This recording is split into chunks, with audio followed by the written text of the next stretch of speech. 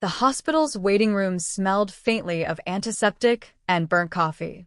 I sat beside Celeste, my daughter-in-law, watching her smooth the fabric of her dress over her growing belly. She looked radiant in that moment, nervous the way expectant mothers often are. Rowan was away on business again, so I had agreed to come with her for this checkup. I told myself it would be a simple morning. An ultrasound, a smile, maybe even a glimpse of my very first grandchild's tiny profile. My heart swelled with quiet anticipation as we were led into the dim examination room. The sonogram screen glowed blue. Dr. Ethan Ward moved the wand across Celeste's abdomen, his eyes flicking back and forth as he measured, then remeasured. His lips tightened in a way that made my chest constrict. I leaned closer, waiting for him to explain, but he avoided my eyes. Finally, he set the device aside and cleared his throat. "Celeste, would you excuse us just for a moment? I need to check something in the hallway," he said gently. She nodded, smiling faintly as she rubbed her stomach. "Of course, doctor." He gestured for me to follow. My stomach twisted as I stepped into the sterile hallway. The hum of machines seemed louder out there, the air heavier. Dr. Ward's voice dropped to a whisper. "Mrs. Holstead, I need to speak plainly. The gestational age is clear. Your son could not have fathered this child." For a moment, I could not breathe. His words struck me like a hammer to the chest. "What are you saying?" My voice cracked as I gripped the wall for balance. He lowered his eyes. "I advise your son to consult an attorney. He should consider divorce. The conception dates don't match his records of travel." "I'm sorry." The world tilted around me. Through the small window in the door, I could see Celeste, still sitting there, smiling faintly and caressing her stomach as if nothing was wrong. I forced myself to straighten, to keep my composure. My lips formed words of gratitude to the doctor, though I could barely hear myself. "Thank you for being honest." When I returned to Celeste's side, my face wore the mask of calm, but inside my heart pounded so violently I thought it might give out. "Everything okay?" she asked softly, eyes filled with innocent trust. I managed a nod. "Yes, dear. Just routine." She smiled, her hand brushing over mine. "Thank you for being here with me. It means so much." I swallowed the taste of bitterness rising in my throat. "Of course, sweetheart. That's what family is for." Family. The word stung like salt in an open wound. The rest of the appointment blurred by. I heard words about measurements, progress, nutrition, but all I could hear underneath was the echo of the doctor's whisper. "Your son could not have fathered this child." By the time I walked out of that hospital, the cool air outside hit my face like a slap. I reached my car and sat there gripping the steering wheel, my hands trembling. Memories I had carefully tucked away began to crowd in. Years of late nights waiting for Gideon, my husband, to come home. Receipts that didn't add up. Perfume on his collar that wasn't mine. Laughter in his eyes when I questioned him. For decades I had silenced my suspicions, told myself I was imagining things, convinced myself my sacrifices were worth the stability of our family. But now a single truth sat before me, undeniable. I looked up through the windshield at the hospital building, where my daughter-in-law still waited with a smile, and I felt my world splitting open. I whispered to myself, voice shaking, "God help me, what have they done to us?" I didn't have answers yet, only questions and the hollow weight of betrayal pressing down on my chest. But deep inside, I knew this was only the beginning, because if what the doctor said was true, then everything I had believed about my family was about to collapse. I barely slept that night. The doctor's words looped in my head, chasing me into every corner of the dark. By dawn, I was staring at the ceiling, whispering to myself, how could this be happening? My mind carried me backward, to the years that had built this fragile family of mine. Years of sacrifice, compromise, and cracks I had chosen not to see. When I married Gideon at 22, I believed I had found my anchor. He was tall, confident, full of ambition. He loved to speak of the future as though the world had already promised it to him. I, young and eager, mistook his charm for stability. It wasn't long before I learned the truth. The inheritance my father left me, modest but solid, became the foundation of our lives. I used it to buy our first duplex on Jones Street. I painted walls, met inspectors at dawn, balanced ledgers late into the night. Gideon, meanwhile, paraded around as if he were the mastermind. At neighborhood socials, he bragged about his portfolio, while I smiled quietly, holding my tongue. One night, as I scrubbed paint off my hands, I asked him, "Do you ever notice how hard I'm working?" He didn't even look up from his drink. "You worry too much, Marin. Let me handle the business side. You just keep things running." That dismissive tone, the way he brushed me off, it became a pattern. But I endured it because my son Rowan was the light of my life. Every sacrifice felt worth it when I looked at his face. I told myself, if nothing else, I will give him stability. I will give him a family. And then, Rowan brought Celeste home. I still remember the night. She stepped through the door with shy eyes and a soft smile. Something in her voice reminded me of the daughter I had once dreamed of, but never had. At dinner, she called me her second mother, and the words melted a part of me I hadn't realized was still aching. I leaned over and squeezed her hand. "You'll never be alone again, Celeste. Not in this family." She blinked back tears. "You don't know how much that means. I grew up in foster homes. No one ever really wanted me. You're the mother I always prayed for." I believed her. God help me, I wanted to believe her. From that night on, she slid into our lives as if she had always belonged. She asked to learn the property business, begged me to teach her. I showed her how to track rent checks, how to manage maintenance schedules. She always thanked me, her eyes shining as though I was giving her more than knowledge, as though I was giving her belonging. But now, sitting in the quiet of my kitchen after the ultrasound, those memories replayed with a bitter edge. Had it all been an act? I thought of little things I had ignored. The way Gideon and Celeste sometimes exchanged glances that lasted a beat too long. The way she seemed to know details about property matters I had never explained to her. Once, during dinner, I teased Rowan about his poor bookkeeping, and Celeste quickly corrected me with exact figures from one of our ledgers. I remember laughing it off at the time. But now that moment stabbed me like a knife. I pushed my chair back, my hands shaking against the table. "No," I whispered. "I can't go back and pretend this is nothing. Something is wrong, deeply wrong." I heard Gideon's voice in my memory, mocking me as he always did. "You imagine things, Marin. You're paranoid." I clenched my fists. Maybe he had convinced me before. Maybe I had silenced my instincts to keep the peace. But the doctor's words left no room for denial. When Rowan first looked at Celeste with those adoring eyes, I thought, thank God. At least he will never know the neglect I endured with Gideon. But what if I was wrong? What if Celeste's devotion wasn't love at all, but hunger? Hunger for security, for money, for the very legacy I had fought tooth and nail to build. I closed my eyes, and for the first time in years, I prayed, "Lord, give me strength. Show me what's real." But when I opened them, I knew prayer alone would not protect us. The truth was beginning to show through the cracks. And if I didn't uncover it completely, it would destroy not just me, but my son. I spent the morning pretending to tidy the office, but really, I was gathering pieces of a puzzle I didn't want to see. Rowan's work calendar still hung on my corkboard.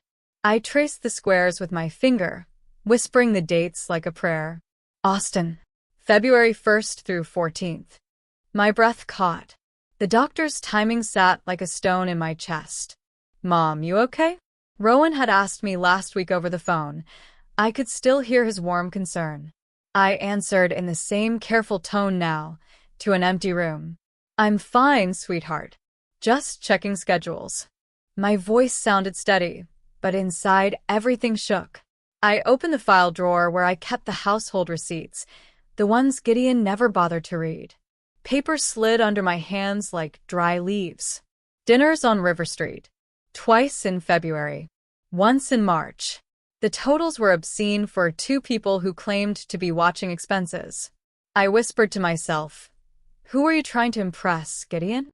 When he came home that evening, I set the receipts on the kitchen counter like they were nothing.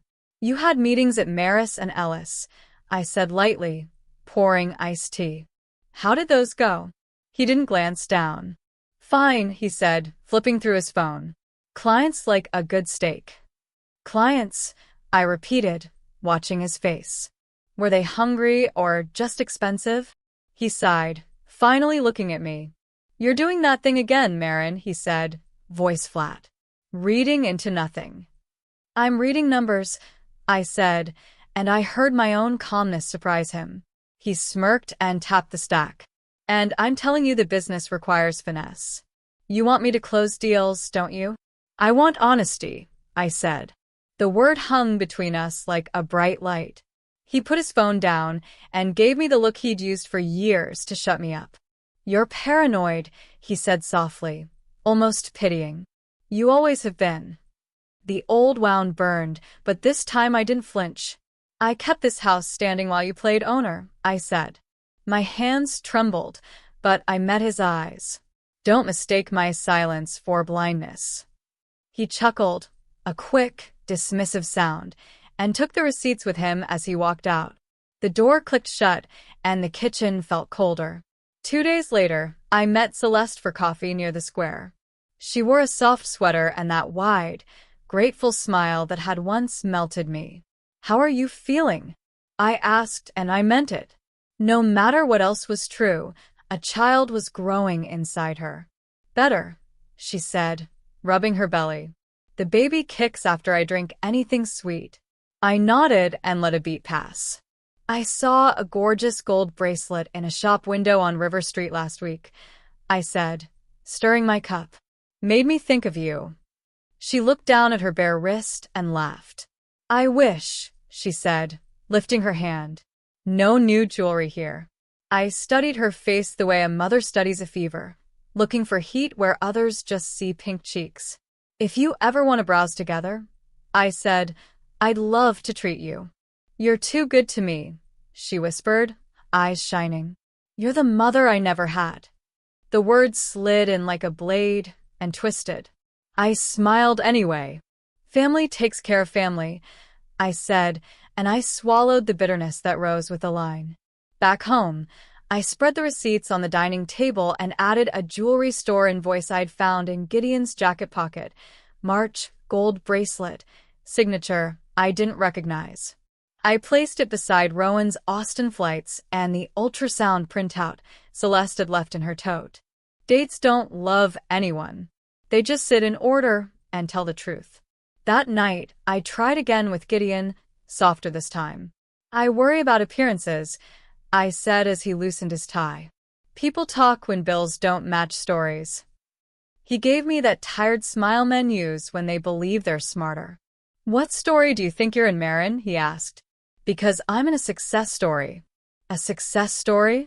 I asked, and I felt something flake off inside me.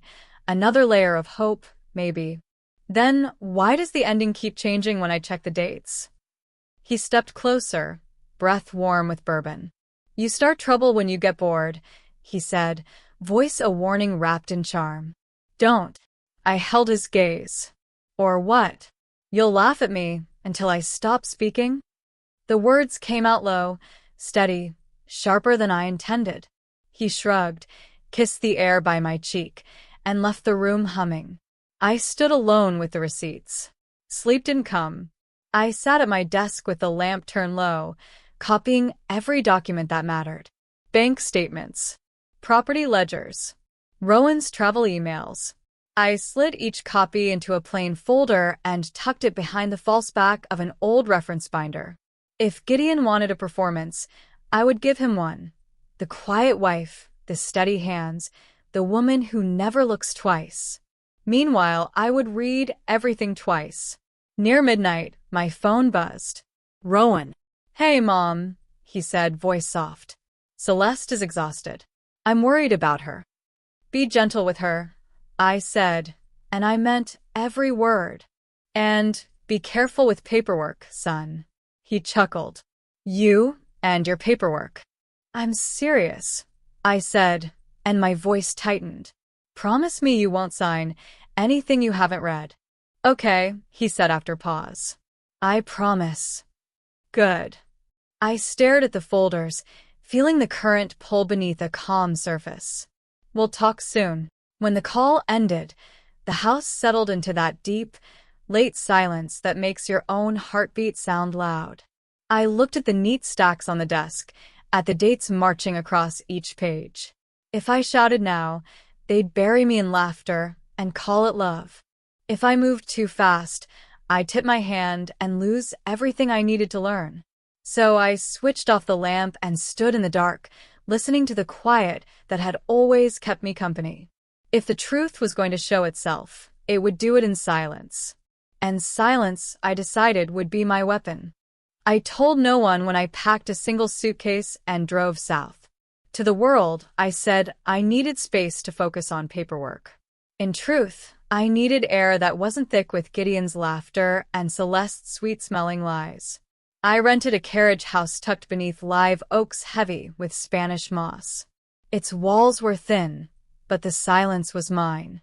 Each morning, I made calls, collected records, and copied every file that might one day save me. But I knew I couldn't fight this battle alone. That was when I reached out to Jonas Pike. We met in a quiet diner on the edge of town, the kind of place where no one looks twice at two people leaning over papers. He was broad-shouldered, calm, with a reputation for finding truths people wanted hidden. I slid the receipts and copies across the table. My hands shook, but his didn't. "I need to know what I'm up against," I whispered. Jonas nodded, eyes scanning the papers with the care of a surgeon. "I'll find what's hidden," he said simply. No judgment, no pity. Just certainty. For the first time in weeks, my breath eased. Next, I sat across from Miriam Cole, an attorney I had trusted for years. Her office smelled of old wood and sharpened pencils. She studied the forged deed, the transfers, the hotel receipts Jonas had begun to verify. "Marin," she said, adjusting her glasses, "Georgia law protects equitable distribution. But fraud changes things. Don't confront them yet. Gather everything. Proof is your shield. Patience is your weapon." Her words steadied me. I nodded, though inside I burned. The hardest part was Rowan. He visited me at the carriage house one warm afternoon, his face drawn with worry.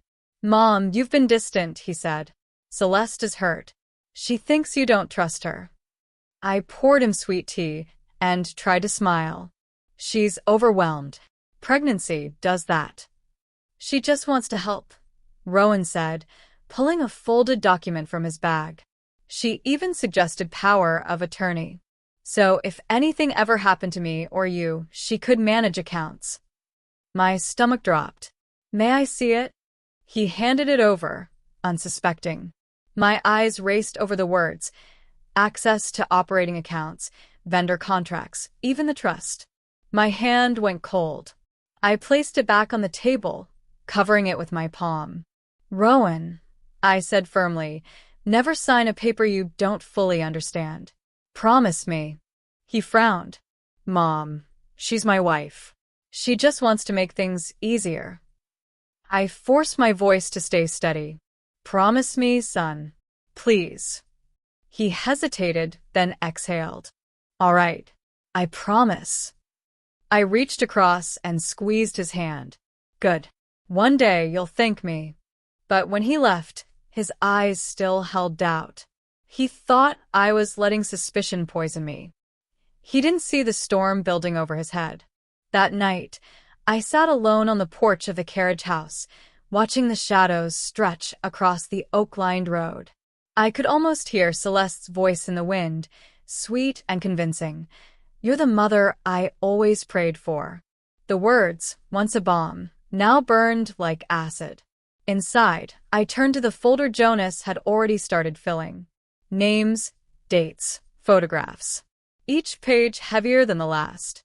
I pressed my hand flat against the cover and whispered to myself, "You've spent 40 years being called paranoid. But this time you'll prove them wrong." My phone buzzed with a message from Jonas, working on financials. More soon. I stared at the screen until it dimmed. Then I shut off the lamp and let the dark settle around me. The truth was coming. I could feel it pressing at the edges of my silence. And when it finally broke through, it would either save my son or destroy us all. Weeks slipped by in silence, each day heavy with waiting. I kept my routine deliberate, morning walks beneath the moss-draped oaks, afternoons sorting files, evenings sipping tea on the porch as if I were a woman with nothing to hide. But every tick of the clock pulled me closer to an answer I both craved and feared. When Jonas finally called, his voice was steady. "I've got what you need. Meet me at the carriage house." The weight in his tone told me before I saw the files. Still, I set the table with coffee and sandwiches, pretending this was just another meeting, not the unraveling of my family. Jonas spread the documents across the wood like a dealer laying out a hand of cards no one wanted. "Hotel records first," he said. The names varied, but the room number did not. February. March. April. Each reservation in Gideon's name. Each incidental charge signed by Celeste. My breath caught as I stared at the pages. "Together," I whispered. "They went together." Jonas gave a small nod. "Photographs confirm it." He slid a small stack toward me. Grainy images, discreet, but damning. Gideon and Celeste stepping through the boutique hotel's side entrance, their bodies angled close, their eyes darting around like thieves. I pressed my hand against my mouth. The room tilted. "Marin," Jonas said quietly, "this isn't speculation. It's proof." I closed my eyes, but Celeste's voice rushed back anyway, her hand over mine, whispering, "You're the mother I always prayed for." The memory hollowed me out. Jonas cleared his throat and continued. "Bank statements next. Small transfers. Maintenance reserve account to a new account in Celeste's name. Gideon authorized each move. Total siphoned in less than a year, $79,800. I let out a strangled laugh. While I was pinching pennies for repairs, they were building their escape fund. Jonas didn't flinch. He slid over one last page. "And this." My eyes froze on the quitclaim deed. My own signature stared back at me, transferring a Jones Street duplex into Gideon's name. Notarized, except the notary's commission had expired months before. My hands shook.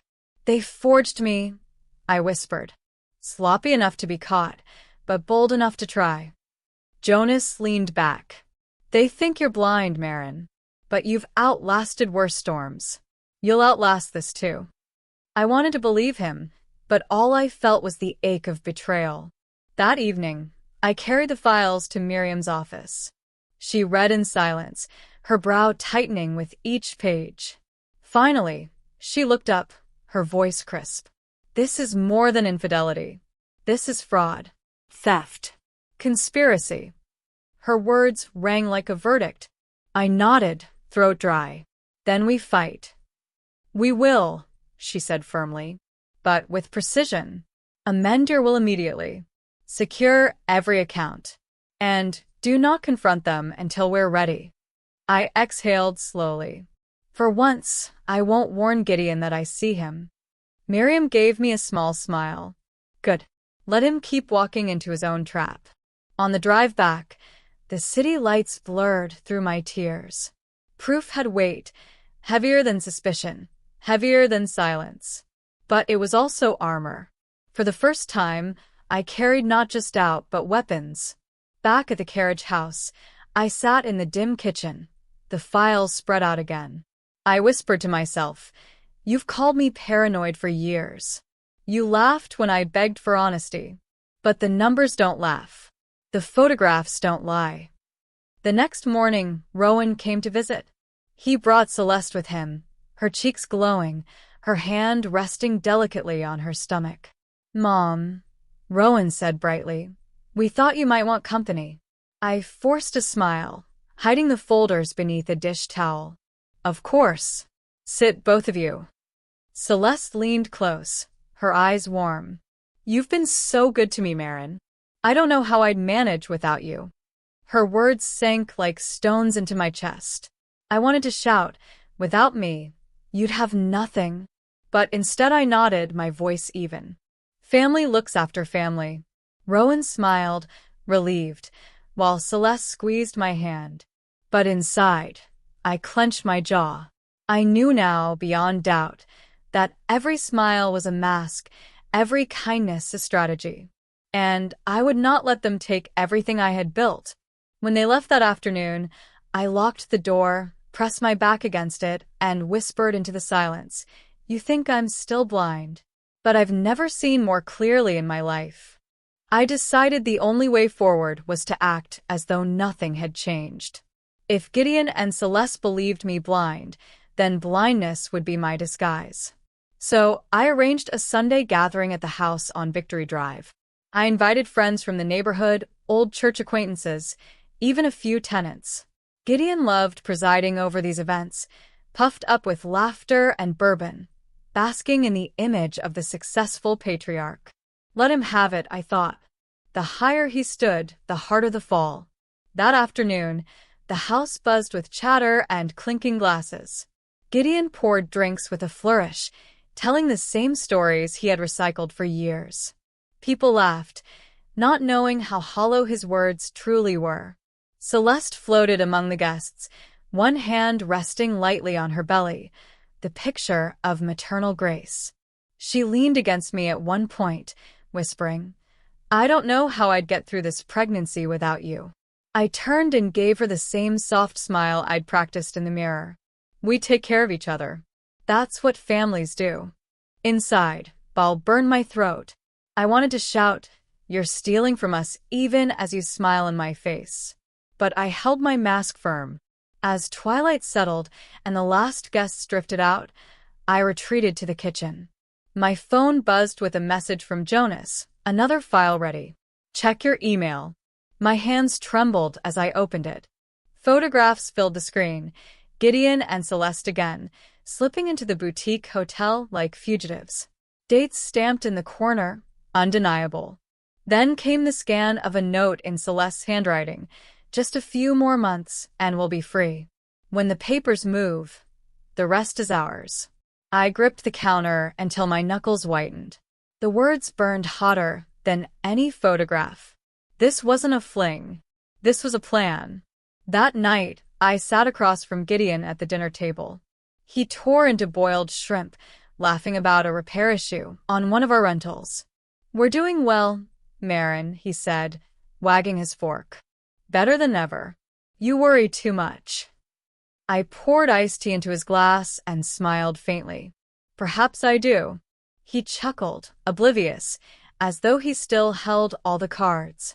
The next day, I met with Miriam again. I slid Jonas's latest file across her desk. She read silently, her eyes narrowing as she scanned Celeste's note. "This is conspiracy," she said finally, voice sharp. "Fraud is one thing, but conspiring to take control of your estate? That's deliberate. Calculated." I leaned forward. "Then we use it." "We will," she promised. "But not yet. We need one more piece. The financial records to prove money has been siphoned. Court backlog means we're waiting on the subpoena." I nodded slowly. "So, I keep pretending." Her gaze softened. "Yes. Let them think they're winning. The fall will be all the greater." When I returned home, Rowan was waiting on the porch. His shoulders sagged, worry etched across his face. "Mom," he said, "Celeste feels like you don't trust her. She thinks you're shutting her out." I sank into the chair beside him, folding my hands. "Rowan, she has more of your trust than she deserves." He frowned. "Don't start this again. She's carrying my child." The words sliced through me, but I forced my voice calm. Rowan, listen to me. Promise me you won't sign anything she puts in front of you. Not without showing me first. He pulled back, hurt flashing in his eyes. Why are you so against her? She's my wife. I swallowed hard, steadying myself. Because sometimes love blinds us to danger. Just promise me. He sighed heavily, rubbing his forehead. Fine. I promise. But you're wrong about her. I placed my hand on his arm, whispering, I pray every night that I am. After he left, I stood in the doorway, watching his car disappear down the oak-lined street. My chest ached with the weight of secrets he wasn't ready to hear. That evening, I sat at my desk, arranging documents in neat piles. Forged deeds, receipts, photographs, Celeste's damning note. The trap was nearly ready, but it wasn't time to spring it yet. Through the window, the neighborhood looked calm, serene. But inside my house, I felt the storm gathering, pressing against the walls. And I knew, when it finally broke, no one would leave untouched. I chose a Saturday afternoon when no one could claim they were too busy to attend. I told Gideon it was a succession meeting, something Miriam would guide us through to ensure the family business was secure for the next generation. He arrived smug, folder tucked under his arm as though it contained victory itself. Rowan and Celeste came together, her hand looped through his arm, her smile bright and unsuspecting. I welcomed them with warmth that felt like ash on my tongue.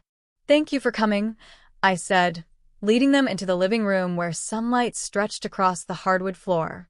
Miriam waited with her briefcase closed neatly beside her chair. Jonas sat quietly in the corner, laptop bag at his feet. We began with small talk, Gideon boasting about property values, Celeste commenting on the baby's kicks. My smile never faltered, though my pulse throbbed in my throat. Finally, I cleared my voice. Gideon, you said you had something to present. He rose with confidence, pulling papers from his folder. Yes. For everyone's clarity, this quitclaim deed transfers the Jones Street duplex into my name. It simplifies our estate and gives me legal standing as co-owner. Much cleaner for succession planning. He laid the document on the coffee table, his grin smug. Miriam reached forward, lifting the paper with calm hands. She studied it, then tapped the notary's seal with her pen. This notarization expired 6 months before the date on this deed, she said evenly. That makes this document invalid. The color drained from Gideon's face. That's a technicality, he muttered. No, Miriam said sharply, her voice slicing through the room. It's forgery. Before Gideon could protest, Jonas rose and connected his laptop to the television. With a few clicks, the screen lit up. Photographs appeared, Gideon and Celeste slipping into the boutique hotel, date stamps in the corner. More images followed, them leaving together, heads bent close. Rowan shot to his feet. What is this? His voice cracked, trembling with disbelief. Celeste's face paled, but she forced a smile. Rowan, this isn't what it looks like. Jonas clicked again. A scan note filled the screen. Celeste's handwriting scrawled across the page. Just a few more months, and we'll be free. When the papers move, the rest is ours. Celeste gasped. That's private. You had no right. Rowan turned to her, eyes wide, voice breaking. Free from what, Celeste? From me. She reached for him, but he pulled away, his hand shaking. Miriam adjusted her glasses and produced one final letter. And this, she said, her tone grave, is from Dr. Ethan Ward. He confirms the gestational dating excludes Rowan as the father of your child. Silence fell like a blow. The ticking of the wall clock thundered in the stillness. Rowan's face twisted with grief. He whispered, It's true? Celeste's tears spilled over. I was lonely, Rowan. I made mistakes. But I love you. Love. His voice cracked, raw. You loved me while you stole from my mother? While you carried another man's child? She collapsed into the chair, sobbing, but his eyes no longer softened. Gideon tried to recover his composure, stepping forward. This has gone too far. I admit to lapses. But Marin, you've always been too suspicious. You twisted this into something bigger than it is. I stood, my hands steady at my sides. For decades, you dismissed me, called me paranoid, laughed when I begged for honesty. But the proof is here, Gideon. Numbers don't lie. Dates don't shift. And the child in her womb tells the truth you never would. His jaw clenched. You can't ruin me with this. I met his eyes with a calm I hadn't felt in years. I don't need to ruin you. You've done that yourself. I turned to Miriam. Together, we placed a thick envelope on the table. These are divorce papers, I said evenly, and a civil complaint for restitution. They'll be filed Monday morning. For the first time in decades, Gideon had no words. Rowan stood frozen, staring between his father and his wife. His hands trembled as he spoke, voice breaking under the weight of betrayal. I can't defend either of you anymore. Celeste sobbed harder, reaching out. Rowan, please. He shook his head, stepping back. No. I'm done. The silence that followed was unbearable. The walls seemed to echo with the collapse of everything we had once called family. When the meeting ended, Gideon left first, his shoulders hunched, pride stripped bare. Celeste followed, weeping into her hands. Rowan lingered in the doorway, his voice trembling. Why didn't you tell me sooner, Mom? I touched his cheek gently. Because sometimes the truth has to be seen, not told. And now you've seen. He nodded slowly, his eyes red, before walking into the dusk. I closed the door behind him, my hand steady on the knob. My house was quiet again, but the echoes of betrayal still clung to the air. And I knew the hardest part had only begun, living with the ruins they left behind. The days that followed felt like walking through ash after a fire. The confrontation had ripped away every illusion, leaving only ruins. But ruins can be rebuilt.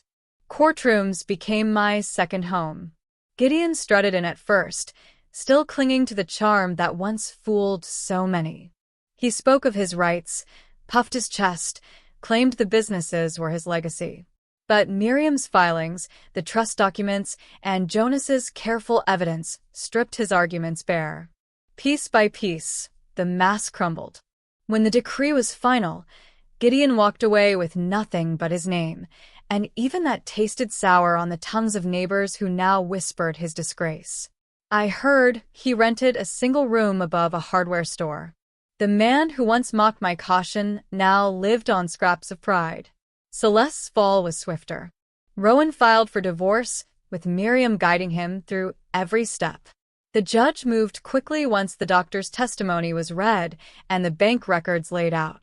The annulment meant Rowan carried no obligations, no support, no recognition of the child that was not his. I sat in the back of the courtroom watching her cry, and though my heart ached for the girl she once pretended to be, I did not look away. She had chosen this path, and it ended exactly where betrayal always does, in loss. But victory carried its own shadows. At the market, friends I had entertained for decades avoided my eyes. Some whispered, some crossed aisles.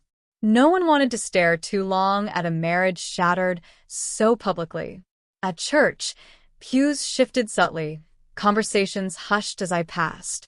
Survival made me heavier in some eyes, dangerous in others. Still, I reminded myself each evening as I locked my office. I remained standing. The empire I had built had not crumbled. My son was free. My dignity, once dismissed as paranoia, had become the only truth that endured. Rowan and I began again. We opened the modest office downtown, our names together on the door. He handled the day-to-day management, while I oversaw the legal and financial structures. For the first time, I wasn't just protecting him, I was passing him something honest. Watching him grow into that role gave me a pride no courtroom could strip away. Yet I wanted more than profit to mark this new chapter. I thought of the long years of labor, the nights I balanced ledgers while Gideon boasted to strangers. I wanted that work to mean more than survival.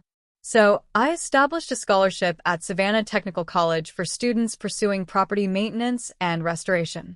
I called it the Resilience Fund. When I watched the first recipient walk across the stage, diploma in hand, I felt something deeper than triumph. For once, my work didn't just protect me. It gave someone else a chance to rise. One evening, Rowan and I locked the office together. He looked at me with a softness I hadn't seen since he was a boy. "Mom," he said quietly, "I'm sorry I doubted you. I should have trusted you sooner." I placed my hand over his. "We see what we're ready to see, Rowan. The truth has its own timing." His eyes glistened. "Thank you for standing when I couldn't." I smiled through the ache. That's what mothers do. By spring, the sharp edges of scandal dulled into memory, though the lessons carved themselves deep. Gideon faded into Savannah's background, his voice no longer echoing at socials. Celeste vanished altogether, her name absent from luncheons and committees. Their absence became its own presence, reminding me every day of what had been lost and what I had chosen to preserve. One night, as the sun dipped low and painted the live oaks in gold, I closed the final ledger of the quarter. Every column balanced, every account clean. I rested my hand on the cool metal of the cabinet and breathed in the calm weight of order. For decades, I carried my family on my shoulders, doubted, diminished, dismissed. Now, at last, I was lighter. I stepped outside into the Savannah night, the river breeze damp against my skin, and whispered the truth I had earned. You did not destroy me. You forged me. And I knew, for the first time in years, exactly who I was meant to be. Thank you for listening to my story. If it touched your heart, don't forget to subscribe and share your own story, because no betrayal is the end, and no truth stays hidden forever.